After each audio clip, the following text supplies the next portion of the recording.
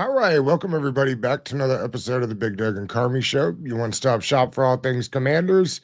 If you're watching this on YouTube, make sure you hit the subscribe button, the notification button, so you never miss an episode like today's episode with Logan Paulsen. Logan, how are you, buddy? I'm good, man. Glad I could finally join you. So looking forward to talking to some Commanders football. Yeah, good. Me too. It's amazing. Practice starts next week, Logan. The first kickoff is 53 days away. It feels like football was ever ago, and yet here we are. Have you been able to relax a little bit before we get kicked back into the season? Yeah, I've actually had a really relaxing summer. Usually we stay pretty busy, but found some time to get away on vacation, which is great, and enjoying the time with the family because as we know, like football season gets real busy around here. So excited for it, but definitely enjoying my time off. How many shows will you end up doing once the season starts? So we'll probably end up doing the Command Center podcast, which is through the team with Fred and Santana, and then we'll do the Command Center show, and there we'll get the game plan. That's with me and Brian Colbert and Coach Dan Quinn, and then obviously the stuff I do with Craig on Take Command. We do 2 shows, probably 3 shows a week with that, and then we do the game day live broadcast with Fletch and Bram, which will be really exciting. I mean, that's a really fun group of guys to work with. So all in all, what is that? 6, 7 shows. So, get pretty busy in season for sure. And are you doing sideline stuff with the radio this year? Yeah, that was a role that I started off last year, and so gonna do that again this year. Went well, and so really, honestly, really excited for it. It was a really cool opportunity to kind of be around Fletch and see Bram do his thing, and then kind of watch every single game from a different point of view. So, really excited to be back at that for sure. What is it that's different about being down on the sideline? You've been down on sidelines plenty, but down there trying to get the scoop, if you will, has to be a different ball game. Yeah, it is for sure a different ball game, and I'm not really trying to scoop necessarily. I'm not trying to Okay. like break state secrets or anything, but Sure. it is you do get a feel for the game that is a little unique. And so what I mean by that is it's kind of like you see the O line coach bring somebody over and they're looking at a picture together after a sack on third down, or you see a running back talking to the head coach about or to the OC about a direction he should go on a choice route. And you're like, oh man, that's kind of cool. Like you feel the real time energy of the game in a way that you don't get from the stands or from the bleachers. And I think you also get to feel the character of the players. Like one of my major takeaways from last year's season was just basically like the emotion of Jaden Daniels, the emotion of Terry, like watching Deron Payne after a big play, like you're there, you're not with the guys, but you're pretty close. And so that it just gave me a totally different perspective on the guys on the field, and it was very special. I love that. Okay, one of the things we've been doing since you were last here, Logan, is getting the chat more involved. So I was going to ask you this later, but it's up here now. So I think this is one of the additions in the offseason that hasn't been talked about much, and that's Wes Welker. Like, what can he not only, I mean, Jacob's asking about Luke McCaffrey, but as I understand it, Debo Tinley had his best year ever when Wes Welker was the coach out there in San Francisco. How important are these position coaches, and what do you think Wes will mean for the team? Yeah, I mean, position coaches are extremely important because they're the conduit for the offensive coordinator, right? The offensive coordinator kind of has the big picture message for the offense, and kind of they work on certain details in the team offensive setting. And then obviously, like when you get to the minutia, the macro stuff, like that's where the position coaches really kind of make it come to life. And so, I was really fortunate to have some really good position coaches in my time, guys that are now offensive coordinators, and Sean McVay and Frank Smith and all these guys that are doing big things in the NFL. John Embry's another guy who's been coaching tight ends for a really long time. And they can kind of give you the little techniques, the little subtleties. Hey, like try your hand placement here or on a route. Think about this. Or if the DB's playing this soft shoe technique, how can I break the coverage and break the leverage? And so I think about Wes Welker and his career, just like he's, going to be a Hall of Famer probably, and just how he revolutionized the receiving position, how the league now values these guys from the slot. To me, it all kind of starts, the genesis of it is him. And so having a guy like that had to win in different ways and has seen different guys win. Like he's played with Randy Moss, he's coached Debo Samuel, he's coached Tyreek Hill, he's coached these guys that have different skill sets. And I always think those guys are the best coaches that have coached a variety. because then they can say, "Hey, man, this worked for this player. You guys are kind of similar. Why don't you try that?" And what I find with former players is that they really understand that, hey, it's not about what worked for me, it's about what works for you.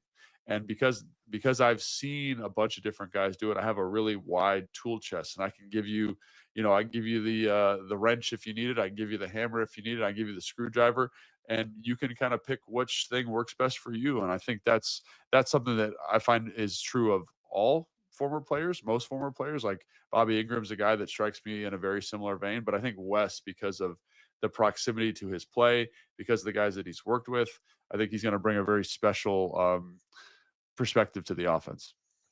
Outside of Wes Welker being brought in, I mean, they brought everybody else from that staff back. It can't be stated how important that is, right? I mean, to be able to have have that kind of success last year, usually guys are boogieing on somewhere else when that happens. To be able to bring them all back tells me they think it's special. And it Yeah. because it just doesn't happen very often, right? No, I think that's a great point, man. Because like, it's so easy to say, "Oh, like, I'm getting a promotion, I'm going somewhere else," but to get all these guys back, like Blau and Tavita and, Cliff Kingsbury and some of these other offensive assistants and defensive assistants, I think is fantastic because, again, one of the things I thought this staff did better than anybody was coach and develop talent, man. They really found ways, and Dan talks about it, like, what are players' superpowers and how do I help you, excuse me, become the best version of yourself? And I see that with this staff at a really high level, and it's something that I think is extremely exciting. And so to get all those voices back, to get all those perspectives back, and I think about it from an offensive perspective because I'm a former offensive player, but I look at that and I say, man, like they're going to be so much more detailed this year because their understanding of the offense is going to be a year's worth more comprehensive. And I think about what that means to have a staff that is more confident in communicating the coaching points and what that's going to do for Jaden Daniels and what's that going to do for the receivers and what's going to do that for the offensive line. And it's just going to bring guys along more quickly. It's going to allow them to have more diversity offensively. So, to say that it's a big deal is probably an understatement, quite frankly, because it's a huge deal and it's going to make this group, I think, much more competitive. And, like the strength of schedule is tougher. Everyone's talking about regressions in terms of fourth down conversions, third down percentages, all those different things. But keeping those guys intact makes navigating some of that stuff a little bit more manageable. Now, maybe all franchises do this, and we just weren't quite used to the detail, right? But I thought it was interesting, and I forget whose podcast or whose article, but they have sent the language that they use to Jaden Daniels' quarterback coach that he Yeah. uses in California, so that they're not out there using one language, and then when Jaden gets back, he's gotta flip it back over again. I mean, between the VR stuff and just little stuff like that to me is something I hadn't heard, at least with this organization, and I think it's just another level of detail that this new group has used that I find fascinating. Yeah, I think it also shows a level of humility. Like I do some training with, certain guys in the NFL, and teams are really covetous of that information. They don't want that getting out. They don't want that being Right, shared. And okay. so I think having a staff and a coach in Dan and Cliff that understand the relationship Jaden has with his quarterback coach and Jaden having the confidence in this guy and then being willing to work with a third party think is pretty unique, I think it's probably becoming more common because that's the way the league is going at the moment. Everyone's got their own private receiver, O line, pass rush coach, insert your specialty coach here. But I think that, like you said, I think it is forward thinking. Like this is the way the landscape is going. How do we manage it to the best of our ability to give this team, to give this organization an advantage? So I think looking at that relationship specifically, I think that's very unique. And I think, like you said, when you pile it all up, when the staff is staying, when they're making decisions like this, Jaden's doing the VR, like, I'm not saying they're going to win 15 games, but they are doing everything in their power, everything they can control to make sure they win as many games as possible. They have done I mean, they've obviously pushed the chips in, that's I mean, the moves that they've done have showed that. Last year, the offensive line played above, let's Yeah. say, where I think people thought they were going to, and kudos to the offensive line coach for kind of being able to do that, for Cliff to being able to kinda scheme it up that way. I brought this up a bunch recently on the podcast, Logan. I'm curious your thoughts. I wonder, like, with the additions of Tunsil and Connolly Jr. on the side, and then getting the second year player back into guard where he's probably better at. How much of the offensive playbook did Cliff scrap last year simply because they didn't think they could properly keep Jaden upright? Yeah. I don't know how much they scrapped, but I definitely think that you saw some limitations. Like, they might have installed everything, but they probably only felt comfortable using certain elements of it, right? Because like you said, like, while that offensive line played really well, they played physically. I think they played just very competitive. I have a lot of respect for that group and the way they played last year. But I think Cliff understood some of their physical limitations and would call games accordingly. I think everyone's familiar or can remember the third and long, all the chip protection that they ran and how it's going to make it harder for Jane Daniels because you're getting less eligibles out in the route. You're limiting what you can do in terms of affecting zones and stretching zones, and because there's only three guys in the route, and the other two guys are going to be flat. So I think you're going to see a lot more of that. I think having a guy like Tunsil, it's hard to overstate to a common kind of layperson how important that addition is. Like when you watch guys like Trent Williams, Tristan Wirfs, insert your franchise tackle here, your Lane Johnson, for example. He's a right tackle, obviously, but like that allows you to do so much more in terms of pass protection, so much more in the screen game, so much more from a movement standpoint. And I really can't wait to see what this does to unlock certain elements of the run game and also certain elements of the pass game. So I think it's a huge addition. And obviously, Brandon Coleman going to guard, I think, is the right decision. But it's a new position. He's got to meet expectations. Josh Carley Jr.'s the 29th pick overall, like end of the first round. He is a tremendous athlete, high upside, but still a rookie in the NFL. And as we've seen over the course of, you know, my career for sure, and then covering the NFL, it's hard for those guys to step in right away. So I think Coach Johnson's got his work cut out for him again this year, but I do think he has a little bit more talent to work with, which is always exciting because if they can actualize on that talent, like you alluded to, I think this offense takes many steps forward just because the offensive line is significantly better. It was interesting. I watched it, listened to an interview with a guy I think you're familiar with, offensive line coach Forrester, who said, uh, "Give me one really good offensive lineman and a couple of just around average, and we can scheme the rest of it up. But you've got to have that one guy, and certainly Tunsil is that guy."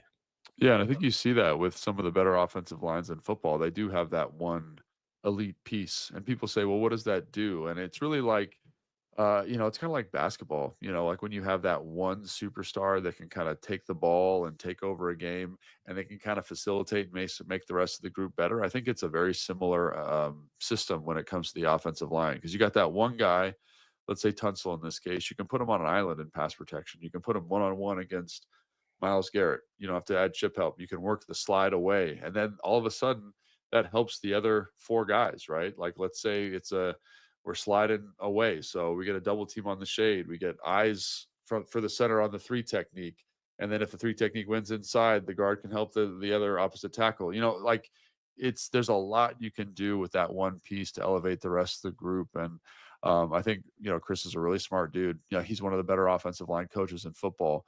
And so when he says that, you got to listen. And I think it just is common sense to a certain degree. But I think again, like when I say it's hard to overstate Laramie Tunsil's potential impact on this offense, it's because of stuff like that. We're getting more eligibles out. We can do more in the run game. We can do more in the screen game. It just starts peeling back layers, adding diversity to the offense in a way that I don't think a lot of fans understand because again, offensive line plays a little bit, up in the air. Like it's like no one really watches offensive line, but this could be really, really impactful for the 2025 season. The tight end room is interesting. They spent a second round pick on Ben Sinnott. Now, whether we can debate whether that was an overdraft, maybe a little early, maybe he was around early. It doesn't matter. He's on the team, and a lot of people are excited about him. One thing we know about Cliff Kingsbury is he likes Zach Ertz. And if Ertz is healthy, it's going to be hard to get him off the field. They signed Bates to what is good money for essentially a tight end block end. tight end. How do we get the young kid on the field? And at what point, this is interesting because we haven't had this yet with this group.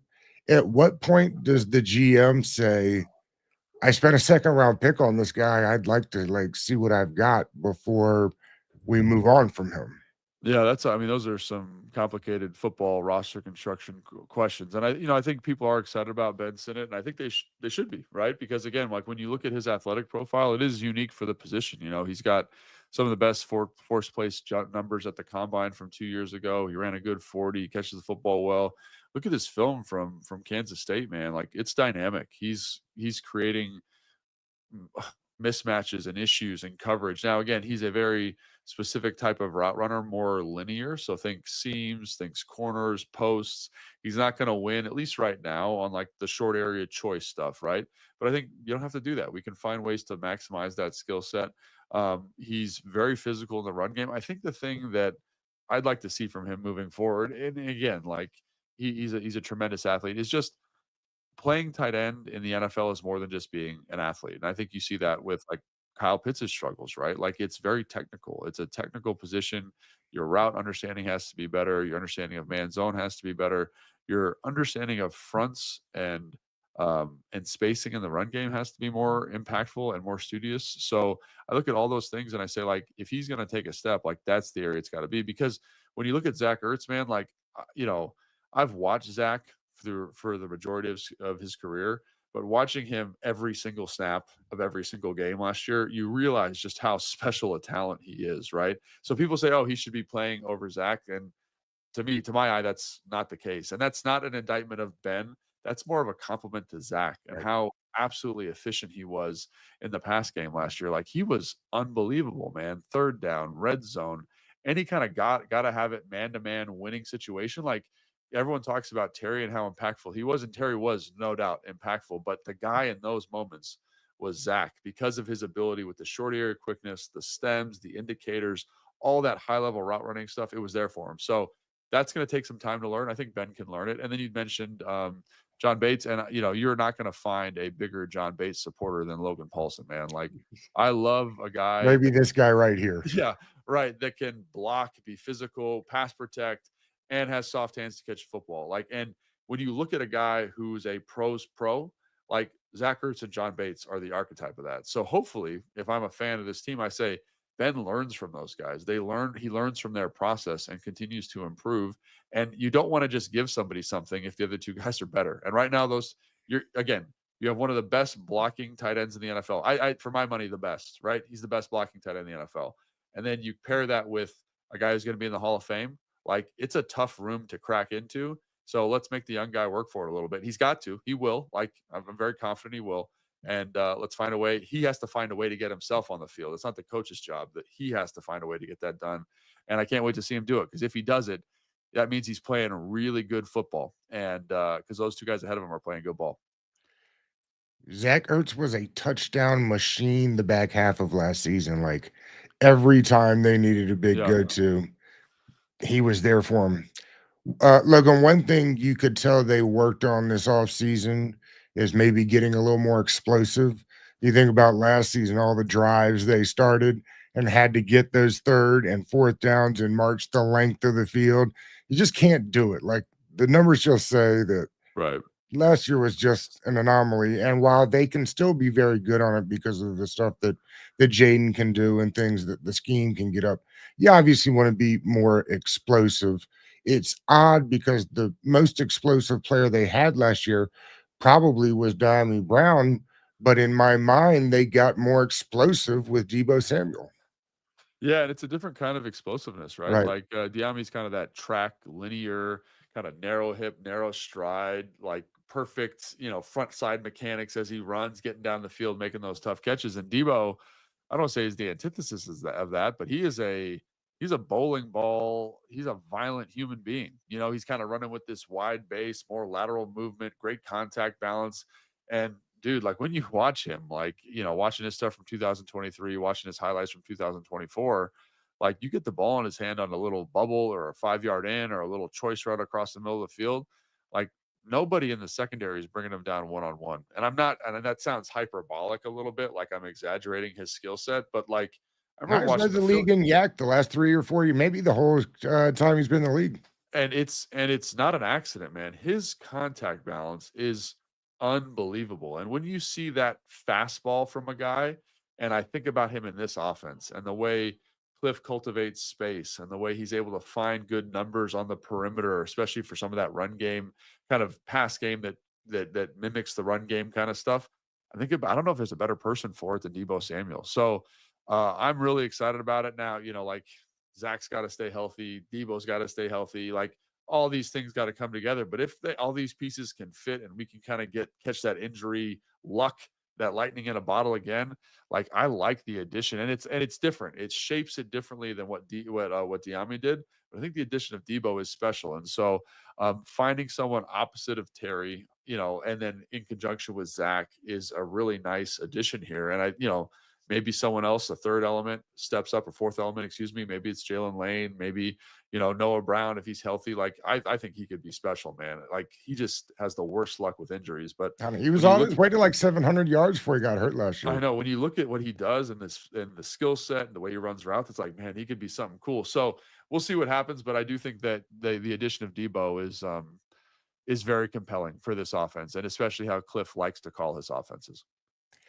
I have more people come on here, national guys or fantasy football guys that are enamored with Ja'Cory Krosky Merritt and what he could bring to this offense. Also, this is not a anti. We were talking about not being an anti-Ertz thing earlier. This is not an anti-Brian Robinson thing, but I get this feeling like they're dying to get him on the field sooner than later. Is there a chance that he can outbeat him in camp, or you think it will take some time? If it happens at all, that it would take some time through the season? Because there's always a couple of guys in camp that win a job that you didn't realize were going to win a job. Well, I was just about to say that. Yeah, that's great insight by you. It's not, yeah, it's possible, and you've seen it happen. Like I think about Alfred Morris beating out some Sure. some old savvy veterans that were supposed to get the majority of the carries, and you could have asked anybody in that building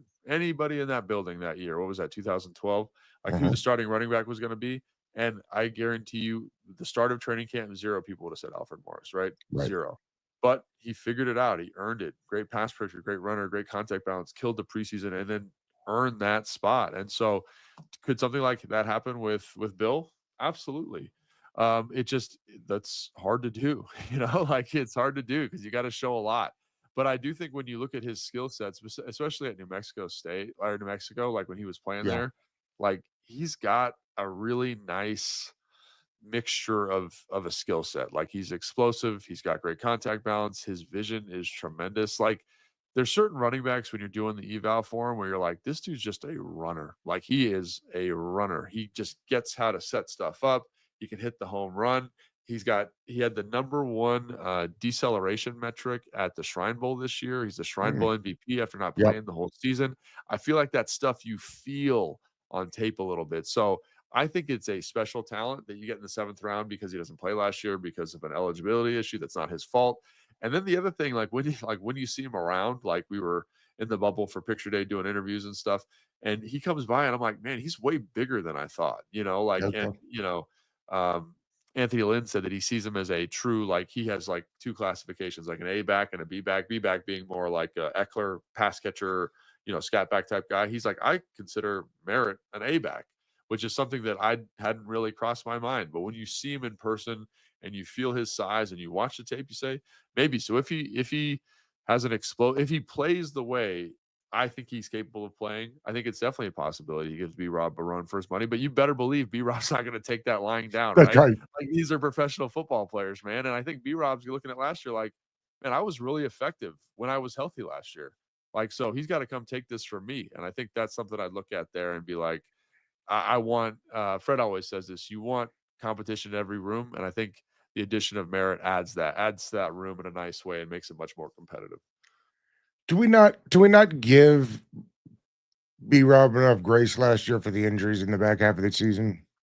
I'm always going to side with the player on this kind of stuff to me, right? Like, because I know how hard it is, right? I know, like, when you're a big back like that and you're taking all those shots, like, it's hard to stay healthy. And I think that's one of the reasons you look at, like, Derrick Henry, for example, and how healthy he's been in his career and his process to stay healthy.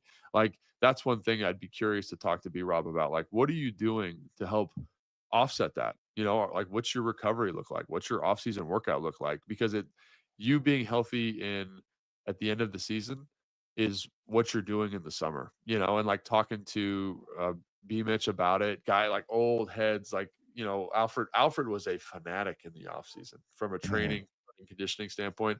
And I have no comment on, I have no idea what B Rob's doing in the off season, quite honestly. But like, that'd be my question is like, can you kind of set the table for yourself so that you can be that special player throughout the year? And like, that would be my one thought. And again, I have no insight on whether he's doing a good job or a bad job, but he's going to have to really take care of a lot of stuff to make sure that he can have this punishing play style for 17 weeks of the year.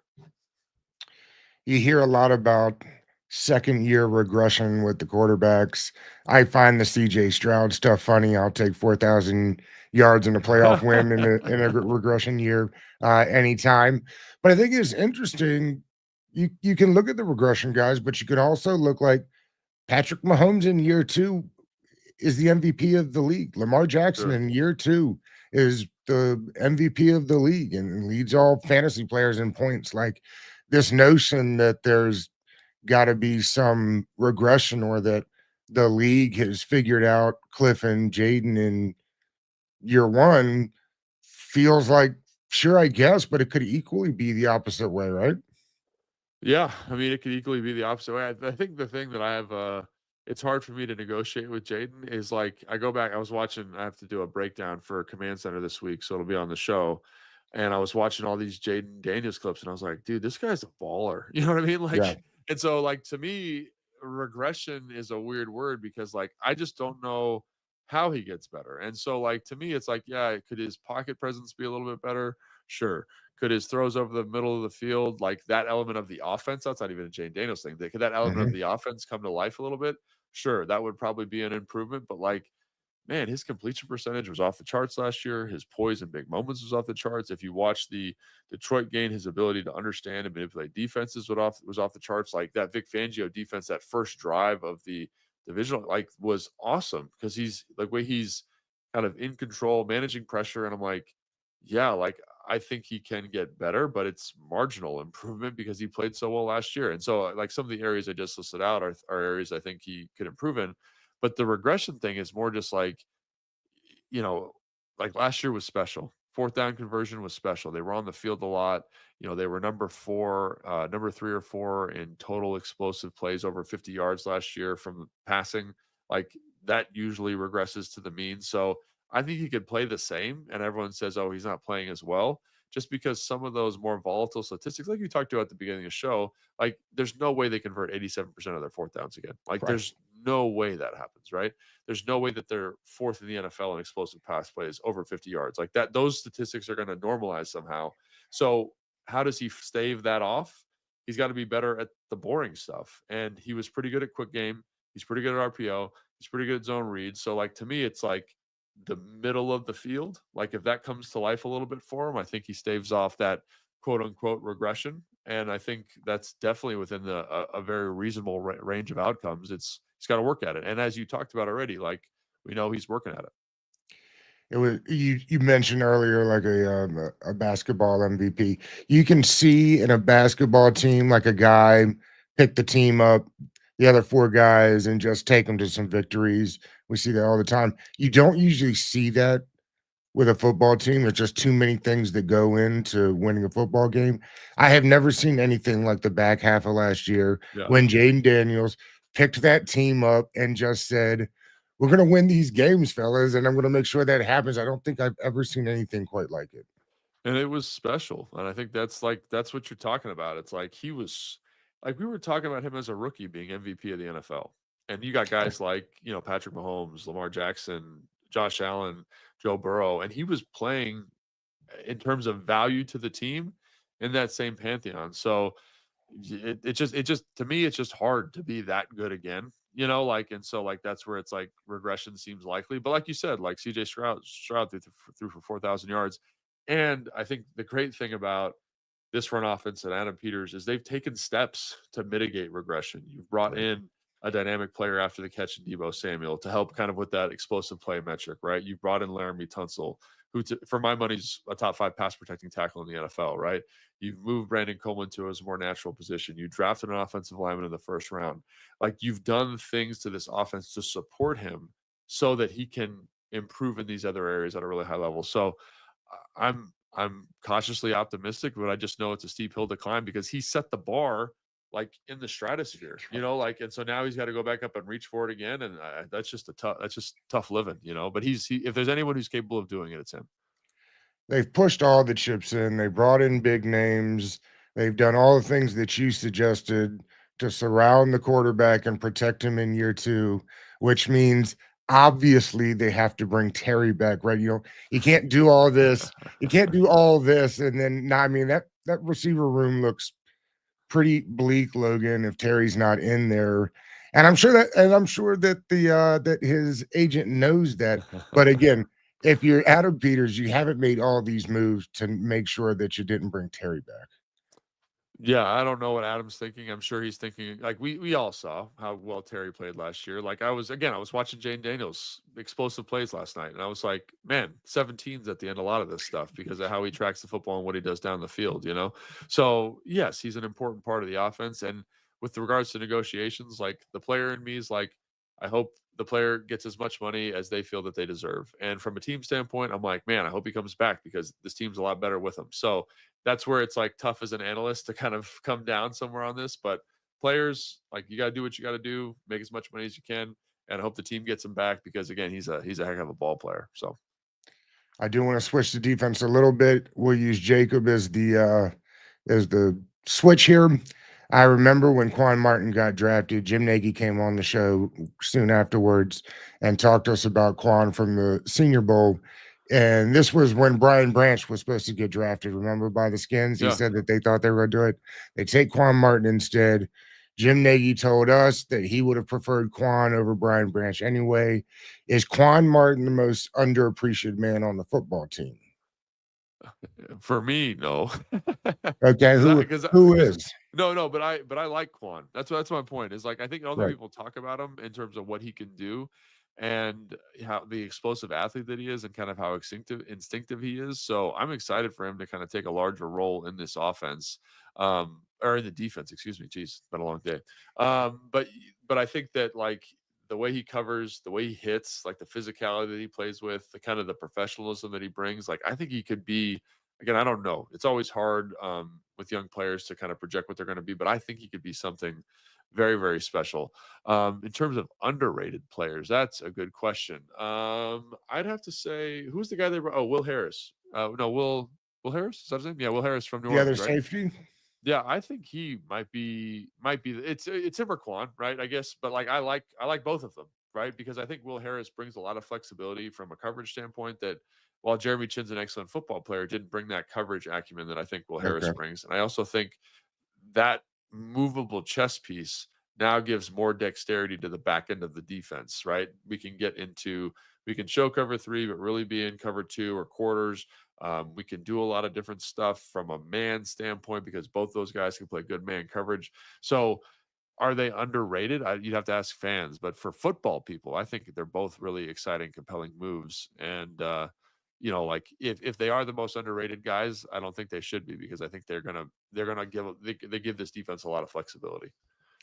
Two names that we heard a lot of last year on the defense that, for whatever reason, uh, didn't quite make it to the end of the season. Really, I mean, one was injury, but I think of McGee and I think of Yeah. Tyler Owen, and McGee in particular. I know they had plans for. Owens was a big name. What's the chance Owen can be one of these guys that wins a job in camp? Yeah, it'll be interesting to see kind of what they do. And I think Joe Witt Jr. put it perfectly when he was like, we need to find ways to develop these guys and see if they can fit roles. And I think Right. that's one of the things you're doing in the OTA minicamp and then early training camp period is basically being like, hey, if um if Owens is our big nickel, like, can he handle it? Because it's not just like go run and tackle the running back. It's like I gotta, make certain calls and play in the box and take offensive linemen on and understand different coverage responsibilities and what's our check versus 3-by-1, right? And so, can you handle it? And if you can't, then you're not ready. And that's always part of a young guy coming along. And he was excellent on special teams last year, like really fantastic. But you see a guy with that length, that explosiveness, and you say, we got to find a way to get him a bigger role, I think. And I think that's probably what Joe Wood Jr. is alluding to. And Jordan McGee, man, he was so fun to watch, man. So fun to watch. And I feel like he was just figuring it out as training camp went on last year. And then he got the injury in it was like the third defensive snap of the preseason against the Jets. And I say to myself, man, like that's disappointing. Because again, like then that injury kind of sidelines him for the first couple of weeks of the season, comes back as the hamstring injury, and never really got to show what he could be. But I remember watching his film at Temple thinking, man, this guy can run and hit, he can cover. And then seeing him in person, he's much bigger, like much more physically imposing than I thought he was watching his film at Temple. So I think both those guys have a great opportunity to kind of carve out some type of role. Obviously, I don't think either one of those guys is beating out the incumbent starters, but I think they can kind of set the table saying, hey, like maybe not this year, but I'm the guy that is going to get more snaps as the season goes on. And next year, I'm going to be the starter at safety or linebacker or wherever that is. We discussed Peters kind of taking that offensive line, revamping it, taking what was a perceived need and turning it into one of the better units on the team.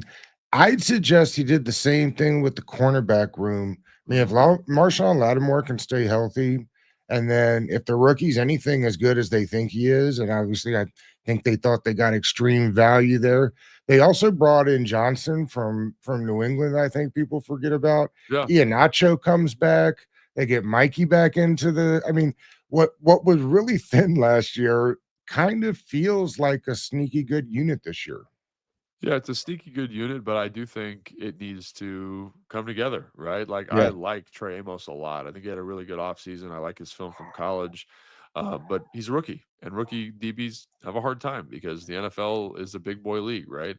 Marshawn Lattimore, like when you look at his, what was it, his first 5 games in New Orleans, he was the highest graded DB by EPA per play last year. I did not know that till recently. And so, like, he obviously has had really good football in his past very recently, but he hasn't been healthy. So, Yeah. can he stay healthy? If he can, like, the good football was right there. Tramos, good football player. Mike Sanders still, man, I was blown away by him last year, but he's going to probably move to a new spot as the nickel player. That's a little bit different. The demands are a little bit different. So, I think on paper, you feel really good about the group. It's just about can everyone develop and fill in and feel confident in the defense? And I think you feel better about that because of what Joe Wood Jr.'s record is with defensive backs. And so that's something that I'm encouraged by is like, yes, I think they've got talented pieces. They've added more depth. You mentioned the guy from New England, like he is an underrated piece because he's just a smart, consistent football player. He's definitely not a top 15 or 20 guy in the league, but there's a lot of guys who aren't, right? And so having a guy that brings that kind of depth is really important. And so I think just finding the right way to communicate, the right system to run, system's the wrong word, the right things to emphasize this year for the defense, I think is going to be really important to maximize that group. I think the fan base thought, and I get this because it's the typical way that you do things on the defensive line, that they would have added some juice and speed on the edges. Well, they had juice and speed at some point on the edges last year, and they just couldn't stop the run. So this year it feels like they've done the exact opposite. They've got big behemoths on the edges, and they're gonna let Duran Payne and Johnny Newton, more more agile guys, if you like, run up the middle and penetrate and get more action. The fastest way to a place is in a straight line. I kind of feel like this is where the league is trending anyway. D tackles getting action, maybe with guards that aren't quite as good. What have you thought about the way they kind of restructured the defensive line? Yeah, I think to me, everything this team needed to do was get better at operating in the middle of the bell curve. And what I mean by that is like we can't be number one in fourth down percentage probably again this year. We can't have the completion percentage we had last year. We can't have the explosive play percentage we had last year. So how do we get better on first and second down? Offensively, get better on the offensive line, find more explosive playmakers. Same thing with the defense. Obviously, they struggled at times last year mightily in terms of stopping the run.